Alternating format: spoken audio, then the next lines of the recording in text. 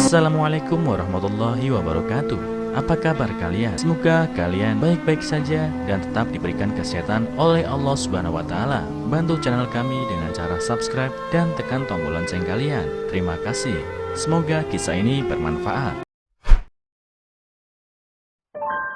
Aku memberi ibu mertuaku 10 juta untuk biaya hidup sebulan, tetapi dia selalu masak mie setiap kali makan. Sampai aku melihat apa yang disembunyikan di bawah kasur.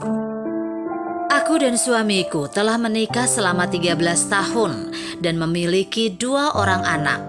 Yang tertua berusia 11 tahun dan yang termuda berusia 8 tahun. Ketika kami menikah, kami benar-benar tidak punya apa-apa. Saya dan suami saya mulai dari nol. Setelah bertahun-tahun bekerja keras, bisnis kami berjalan dengan baik sekarang. Beberapa tahun yang lalu, aku membeli rumah untuk mertuaku. Dan kemudian aku membeli rumah lain di lingkungan yang berdekatan dengan mertua saya untuk kami tinggal.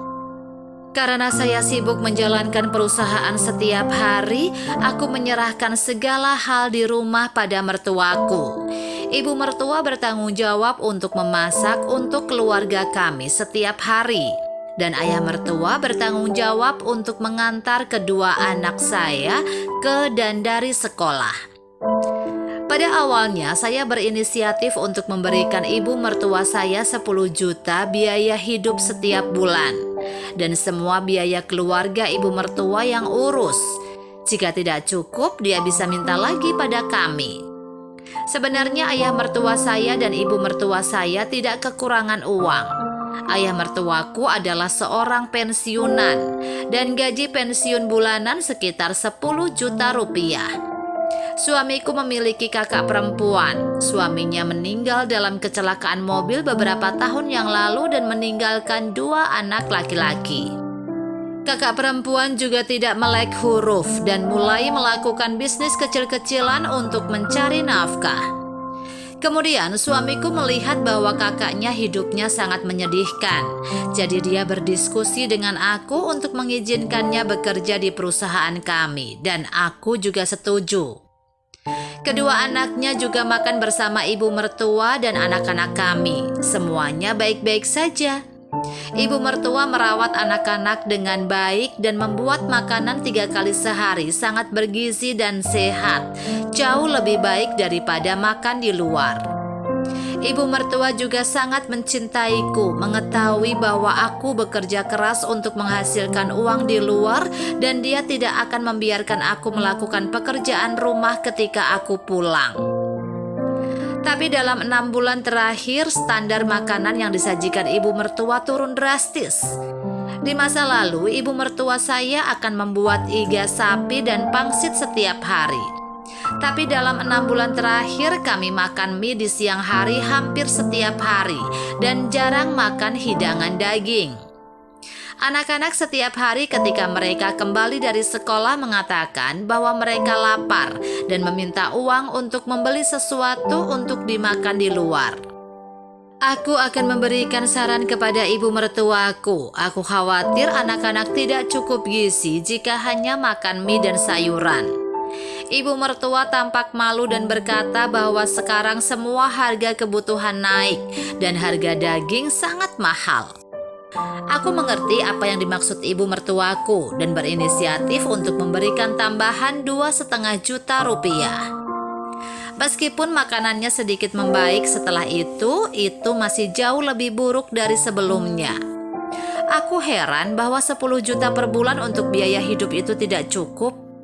Selain itu, ayah mertuaku juga memiliki pensiun bulanan, di mana mereka menghabiskan uang mereka. Aku melihat ibu mertua jarang libur, dan hari itu aku memberi ibu mertua untuk libur.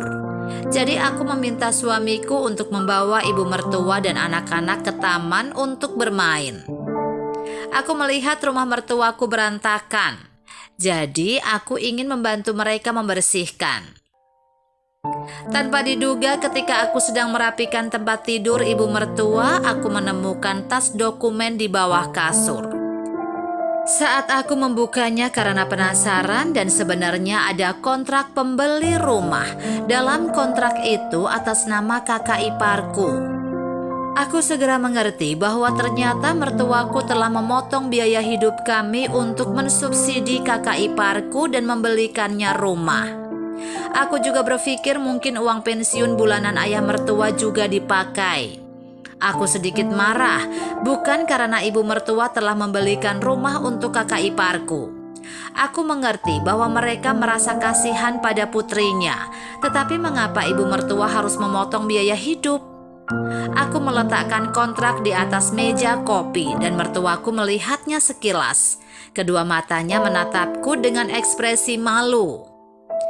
Kemudian ibu mertuaku menjelaskan bahwa kakak iparku mengalami kesulitan dengan membesarkan 2 anak sendirian dan tidak mudah untuk menemukan suami untuknya. Dia hanya berpikir dengan membeli rumah untuknya, dia akan memiliki harga diri dan akan mudah untuk menemukan pasangan. Mertuaku hanya khawatir dengan putrinya yang hidupnya sangat susah, dan ibu mertuaku menangis saat menjelaskannya dan hatiku sangat sedih saat mendengarnya. Kemudian aku memberi ibu mertuaku sebuah kartu dan mengatakan kepadanya bahwa ada 500 juta rupiah di dalamnya, sehingga kakak iparku bisa membeli rumah. Aku juga berpesan di masa depan untuk tidak mengurangi biaya hidup lagi, dan ibu mertua mengangguk penuh semangat. Air mata mengalir di wajahnya.